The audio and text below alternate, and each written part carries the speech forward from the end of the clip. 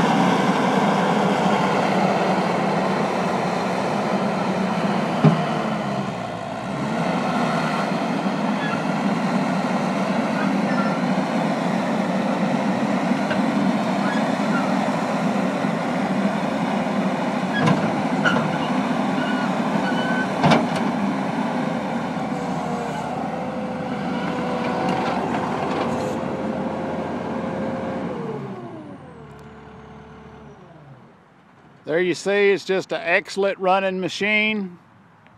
Remember, it's 81 horsepower. Operating load is 3,000 pounds. Tipping load is 6,000 pounds. It has just a little over 1,300 hours on it. Good tracks, good undercarriage. It's just ready to go to work. Joystick controls. Just a really nice machine that you can get at Texas Skid Steer. You can see all of our inventory at www.texasskidsteer.com. We've always got a lot of good quality skid steers for sale.